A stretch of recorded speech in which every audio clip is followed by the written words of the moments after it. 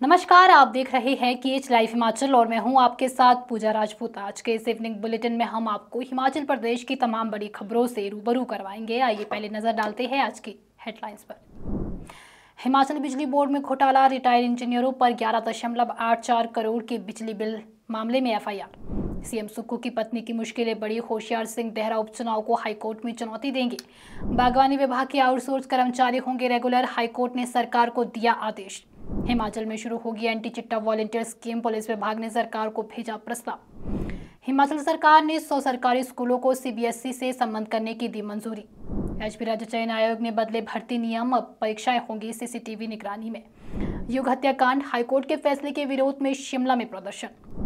हमीरपुर में मां को बचाने बेटे पर लावारिस कुत्ते का हमला, 15 दिन बाद अस्पताल में तोड़ा दम। रोडों में करोड़ों की ठगी, 4 गुना मुनाफे के लालच में लोग हुए शिकार। और अब खबरें विस्तार से। हिमाचल प्रदेश राज्य विद्युत बोर्ड के 3 रिटायर्ड इंजीनियरों और गिलवर्ट इस्पात प्राइवेट के 2 निदेशकों पर विजिलेंस ने FIR दर्ज की है। मामला 11.84 करोड़ रुपए के बकाया बिजली बिल का है। बद्दी की कंपनी ने बिल का भुगतान न किया और बोर्ड अधिकारियों ने इसे इंस्टॉलमेंट में देकर मीटर चालू कर दिया। बाद में चेक भी बाउंस हो गए और पैसा वसूल नहीं हो सका। FIR चेयरमैन संजय गुप्ता की शिकायत पर दर्ज की गई है और जांच में दोषी अधिकारियों और कर्मचारियों के भी नामजद किया गया है। बोर्ड में इस घटना के बाद हड़कंप मच गया है। हिमाचल प्रदेश में देहरा विधानसभा उपचुनाव में जीत हासिल करने वाले सीएम सुक्खू की पत्नी कमलेश ठाकुर की मुश्किलें बढ़ सकती है। बीजेपी प्रत्याशी होशियार सिंह हाईकोर्ट में चुनाव को चुनौती देने जा रहे हैं। होशियार सिंह का आरोप है कि सरकार ने आचार संहिता के दौरान महिला मंडलों को पैसे बांटे और 1000 महिलाओं को योजना के तहत धनराशि भी दी। ये जानकारी पहले छिपाई गई और RTI के जरिए सामने आई है। होशियार सिंह ने पिटीशन तैयार कर ली है और हाईकोर्ट से उपचुनाव रद्द करने और दोषी अधिकारियों के खिलाफ कार्रवाई की मांग करेंगे। इससे पहले उन्होंने गवर्नर से भी कमलेश ठाकुर को अयोग्य घोषित करने की शिकायत भेजी थी। हिमाचल प्रदेश हाईकोर्ट ने राज्य सरकार को आदेश दिया है कि बागवानी विभाग में आउटसोर्स कर्मचारी 2 वर्ष की सेवा पूरी करने के बाद नियमित किए जाए। इस फैसले से करीब 900 कर्मचारी लाभान्वित होंगे। अदालत ने सरकार के तर्क को खारिज करते हुए कहा कि याचिकाकर्ता नियमितीकरण के हकदार है। हिमाचल प्रदेश में नशे के खिलाफ बड़ी पहल, मुख्यमंत्री सुखविंदर सिंह सुक्खू की घोषणा के बाद पुलिस ने एंटी चिट्टा वॉलंटियर स्कीम का प्रस्ताव तैयार किया है। इस योजना के तहत 1000 वॉलंटियर तैनात किए जाएंगे जो स्कूलों, कॉलेजों और समुदायों में जागरूकता अभियान चलाएंगे। वॉलंटियर संदिग्ध गतिविधियों की गुप्त जानकारी पुलिस को देंगे, प्रभावित लोगों को परामर्श और पुनर्वास केंद्रों से जोड़ेंगे। इनकी पहचान पूरी तरह गोपनीय रहेगी और इन्हें 2 दिन का प्रशिक्षण भी दिया जाएगा। पुलिस का कहना है कि इस पहल से नशे के खिलाफ जमीनी खुफिया तंत्र मजबूत होगा और हिमाचल को नशा मुक्त बनाने में मदद मिलेगी। हिमाचल प्रदेश में CBSE आधारित पाठ्यक्रम लागू करने की प्रक्रिया तेज हो गई है। राज्य सरकार ने प्रथम चरण में 100 सरकारी वरिष्ठ माध्यमिक स्कूलों को CBSE से संबद्ध करने की मंजूरी दी है।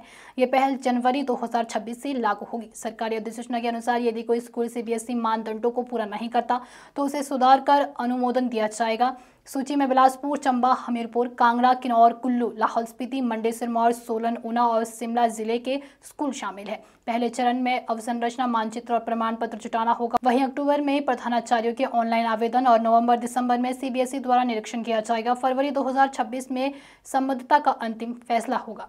हिमाचल प्रदेश सरकार ने राज्य चयन आयोग के भर्ती नियम 2024 में बड़ा बदलाव किया है। अब सभी परीक्षाएं CCTV की निगरानी में होगी और नकल, हैकिंग या ब्लूटूथ उपयोग पर आजीवन रोक रहेगी। प्रश्न पत्र और उत्तर पुस्तिकाएं डबल लॉकर और 24 घंटे निगरानी में रखी जाएगी। वहीं आवेदन की न्यूनतम अवधि 21 दिन तय की गई है और उम्मीदवारों को सत्यापन के समय सही प्रमाण पत्र दिखाना होगा।